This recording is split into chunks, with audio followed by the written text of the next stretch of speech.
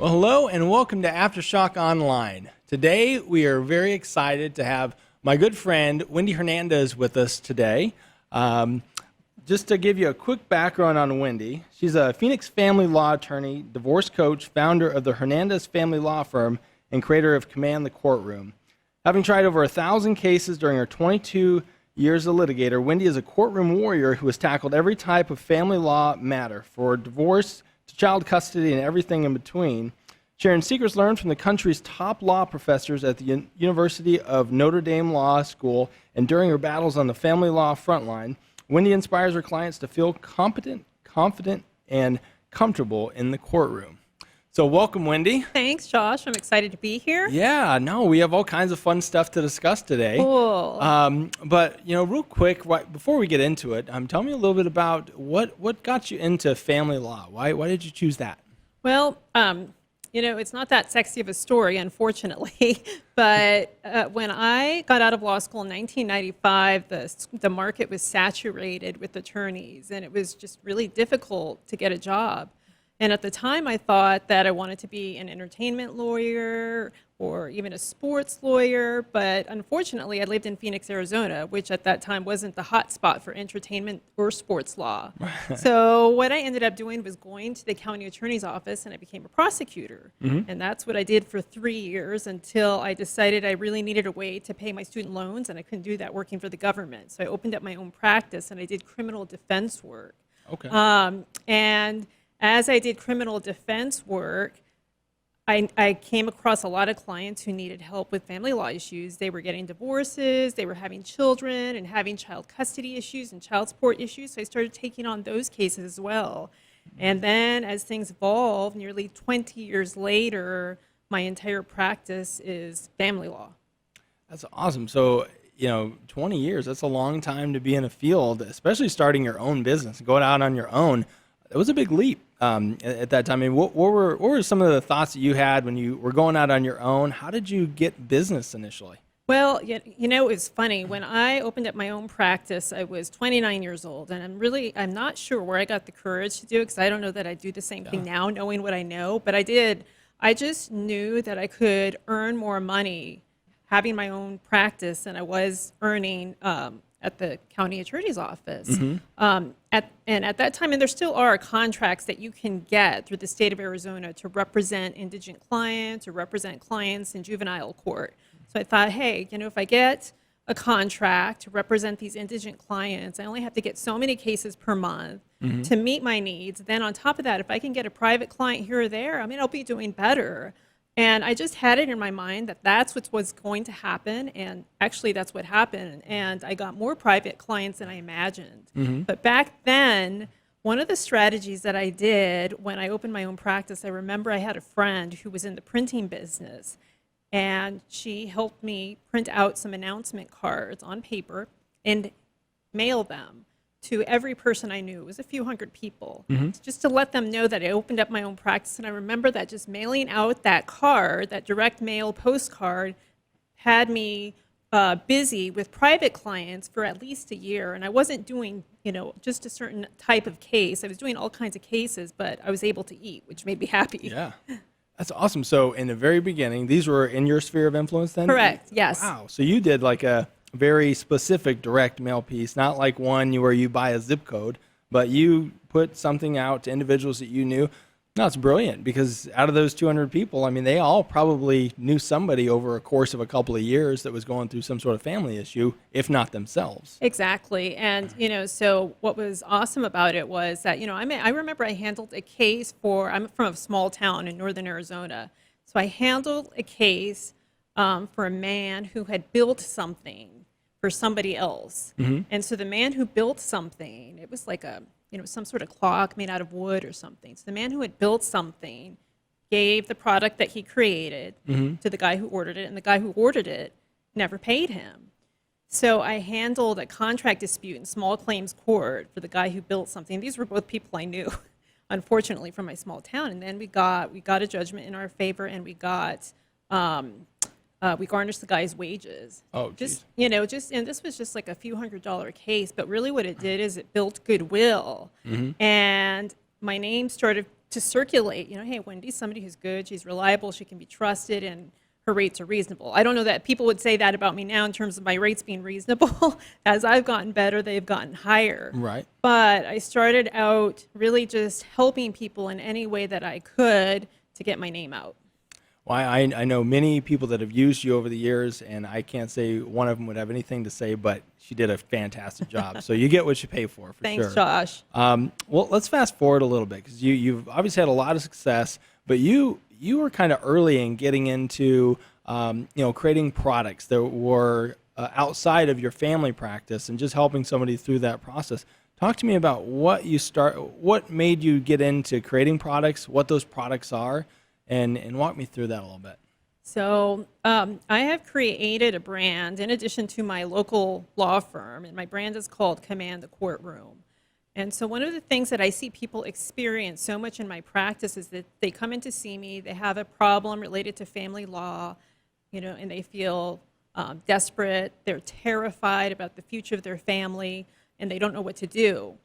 And unfortunately, they don't have the resources to hire a lawyer. Because unfortunately, lawyers cost usually several $1,000s to handle a case. And so I've seen many of these people. I continue to see them in my practice, and I can't help them because they don't have the money. But I thought, well, what if I could create something that is at a price point that could help these people, and they could study, and they could do it on their own, and I could also be holding their hand all the way through, and they could afford it, and they could be prepared in the courtroom.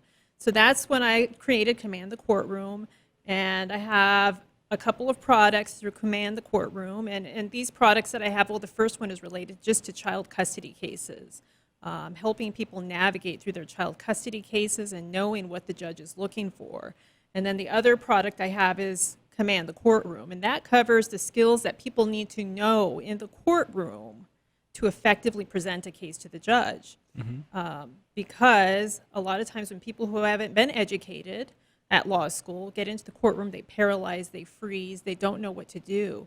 And you are working on a case the whole way through to get to the Super Bowl, I guess that's what I'll call it, and that is trial. So it's important to be on and know what you're doing, know what to present, know when to object. So I hope that I can teach people to do that through Command the Courtroom. Awesome. Yeah, I mean, you found a need out there that it is a need that's been around for a long time. When we first started talking about it, or you shared that idea with me, there wasn't anybody really filling that need out there. So you jumped right in there, and then you started doing a lot with video for both your practice and for that. How did you get started in that? What was your thinking with video? And since then, it's been wildly successful. Yeah, so I've had many marketing gurus that I have followed over the last several years. And one of those marketing gurus is a man by the name of Jeff Walker. And once a week, he puts out a little short video with a piece of marketing advice. And he's like hugely, hugely successful, a multi-millionaire with his product. And I felt inspired by Jeff Walker to do something similar with my videos for people who are going through their family law cases alone. So just watching Jeff Walker's videos without getting into his whole product launch formula is what caused me to just start putting up videos. And at first, I wasn't even having them optimized. I just put them up once a week. But things started to take off with those videos. They started to snowball. More and more people were watching them. I was getting emails. I was getting phone calls from people who were watching the videos. And, as it happens more, then it inspires you and motivates you more, and you know that you're helping people and that you're filling the need. And on top of that is contributing not only to the success of Command the Courtroom, but also my brick and mortar law practice. I'm getting a lot of calls from people who want to meet with me because of the videos they've seen. That's fantastic. Yeah, I'm sure to a degree they kind of feel like they already know you by the time they've called you. They do. It is interesting. People come in and they feel like they know me, and once in a while people even seem starstruck, like, oh my God, it's really her. That's kind of funny to me. But yeah, they do know me, and they'll refer to videos, where they say, well, Wendy, in this video we're talking about XYZ, and this is the situation that I have. So it really helps them relate to me, and I think it also helps bring the law to where people are, because often people are so intimidated by the law and they're intimidated by lawyers. And part of my goal is to bring it to a level that meets people where they are. That's awesome. And I was looking at your channel a few days ago, and from what I can see, it looks like you're on track pretty soon to hit 1 million views for your channel. I am, and that's unbelievable. It's quite a surprise to me. Time flies. It's kind of it's a blur to me. But maybe like a year ago or a year and a half ago, my brother, who is also in this marketing space and he's a local DJ for a radio station here, Shanman, KUPD. I was having lunch with him, and he told me, I was looking at your channel and you have 200,000 views. And at that time, I was just recording the videos and letting it go. I had no idea. I was like, what? And I thought, well, maybe I need to pay a little more attention to this and start optimizing a little better. And so then I started to get more serious. I mean, I don't check my video stats even once a week, probably, maybe once a month. Yeah. Yeah, but you kind of developed a habit. You were very consistent. Tell me about that. How did you schedule it in? You're very busy. You got a lot of things going. What does your routine look like on putting this content out for yourself? Well, a lot of times I try to do batch videos because my weeks are unpredictable. I don't know what's going to be happening with my law firm practice. I have a lot of hearings in court and emergencies that come up, so I try to batch my videos and record at least a few at a time. There was a period where I was months ahead of the game. But once I record the videos, and I have somebody who helps me, and this is one of the keys to success, I think, is delegating what you can to other people who actually know what they're doing in that area. So I have a woman who's awesome. Her name's Diana, and she takes the videos and she puts the front end and end on it, the end caps. I don't even know what they're called. And she optimizes them on YouTube with all the keywords and puts in the narrative. And then she helps me put the videos on Facebook. So once I record it, I'm pretty much out of the loop. And then she posts it where it needs to go. Every so often, Diana will go in and help optimize things better. She will approve comments because we don't have our comments automatically posting at this time. Smart. Yeah. So she will go in and approve comments and just do maintenance on the YouTube channel. Again, that's not a weekly thing, maybe once a month to once every couple of months, but that's sort of our workflow. Okay. Yeah. So from a full marketing standpoint, video we've talked about, but what are some of the tools that you found to help be successful, whether it's email or whether it's distributing video? What are some of the tools that you like and that you use? What basic tools, I will tell you, basically, to record my videos, for anybody who's thinking about doing videos, one, you don't have to be perfect at it. You just have to start. And as you start doing it, you will get better at it. Because my early videos, I look at them now. I think right now one of my early videos is up on the home page of my YouTube channel, and I seem less natural than I do now, but you just got to start doing it. Right. You don't need some big setup to start with videos. What I use to record my videos is my phone and a little lavalier. That's all I have. I have a Blue Yeti microphone that I use for longer, bigger things, but just for the week to week, I could be out after court and feel inspired, so I pull out my phone and my lavalier and I start recording. So that's all I do for the videos. Wow. Let's see. The end caps for the videos, I got off Fiverr. I sent my logo to somebody on Fiverr, and he created, an intro and an outro with music. Cost me $5. Oh my goodness! That's all I did there. Let's see. So those are tools in terms of the videos, and that's really all I use. Like if I'm going to record a course, what I've used in the past is ScreenFlow. And of course, that's when I put on the mic and the headset and all that to make sure that the sound is good. When so with Command the Courtroom, I use a program called Kajabi. And one of the options for Kajabi is like an all-in-one suite. So I have my Command the Courtroom website on Kajabi. And within Kajabi, there's also my email marketing software. So I have a list of the people who have signed in, opted in for my checklist. That's my lead magnet, and they go right into Kajabi. So if I'm going to run a promotion or do an offer, I can do it all through Kajabi. Kajabi is awesome because they have pre-built marketing funnels for like some basic things. So I am not tech savvy. I will say that. I wish I had time to learn this because I think I could do a lot more, but I don't. So Kajabi breaks it down for someone like me who's pretty basic when it comes to this stuff. It's not ninja infusion type stuff, Yeah. but I don't need that right now. I'm doing just fine with Kajabi. Well, I've seen your marketing materials, your emails, and your videos go out for a long time. I mean, you look like a pro. It does look like somebody is handling that stuff that is a professional. So, that's a great tool, sounds like. It is a really good tool. It's simple. Awesome. Well, let's pivot a little bit, because I know that you're big into self-education. There's been a handful of times you've flown out to different conventions to learn. You're always feeding your mind. Yeah. And obviously with law as well. Yeah. But tell me about some of your favorite books, maybe two of your favorite books, why you like those, and then some of the two podcasts you like a lot for business and marketing. Oh my gosh.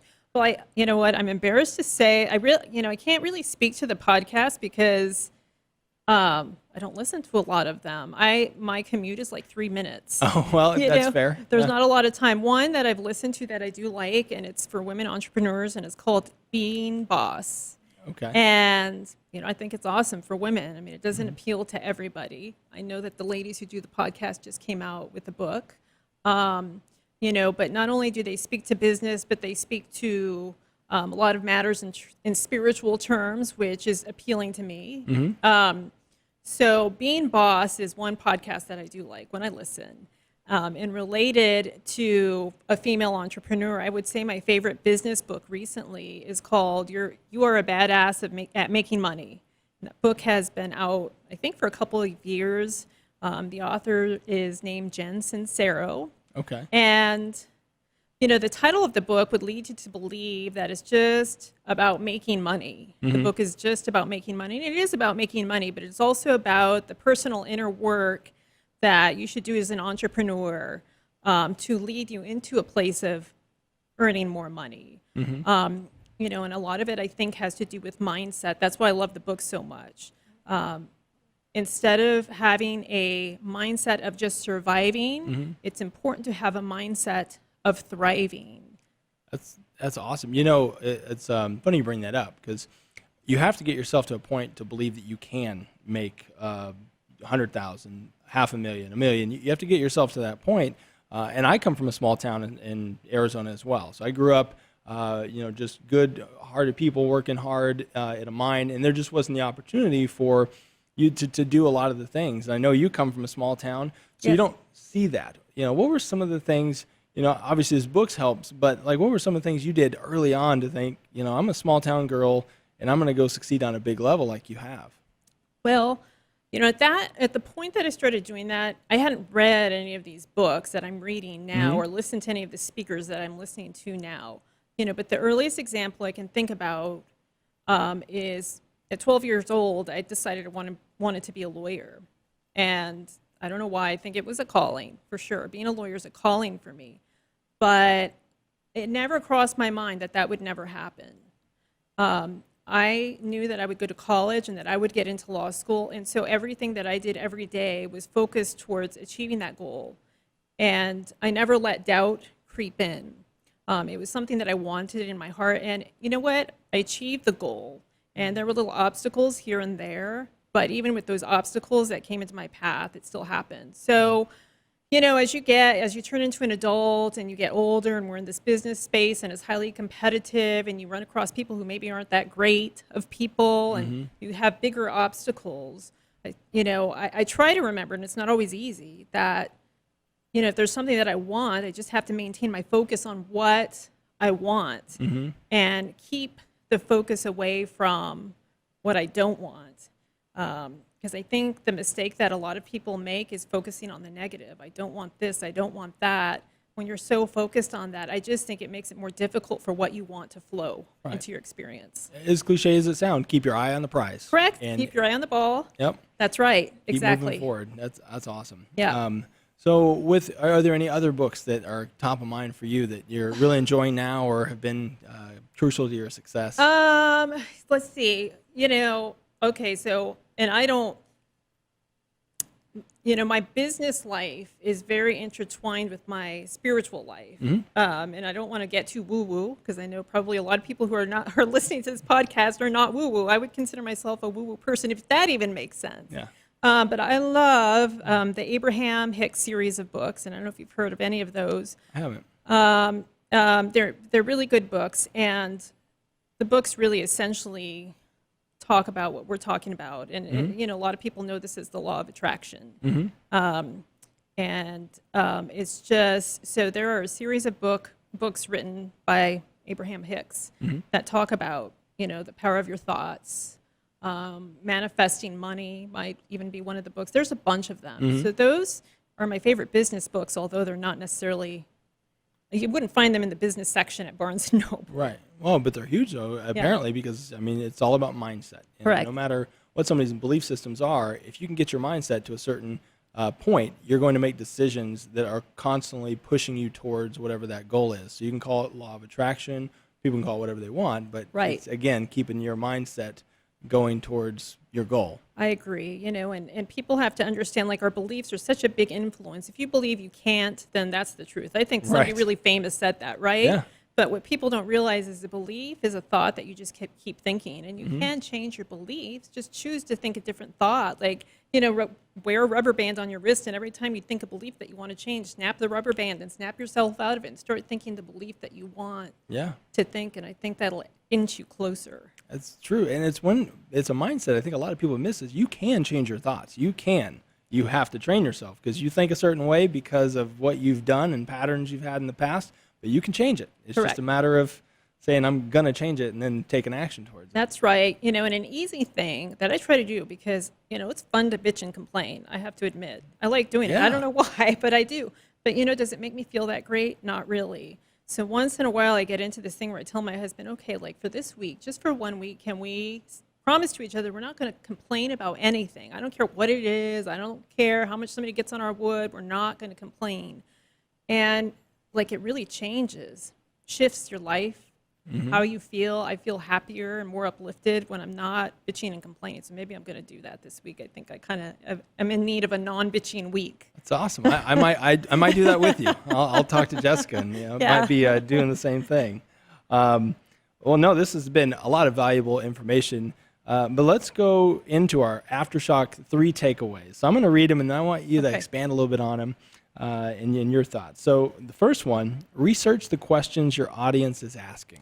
So, it's really, we all have an agenda. Like I have an agenda, but if you want to be successful in marketing, my thought is that you have to let go of your own agenda for a minute, and you have to think about what your audience wants and what their agenda is. So I think part of what's been crucial to the success of my YouTube channel in particular is knowing the questions that my audience has. And I have researched that, and I know that there's ways using the Google keyword tool. I don't even know what it's called, for example, but you can do that. But one simple thing that I do is I go to a website called Answer the Public, and I type in my question, and it brings up these mind maps. You can bring it up in different forms about the questions that people are asking online. So if I feel starved for inspiration about this week's video, I just go to Answer the Public. What are people asking? What is the public asking?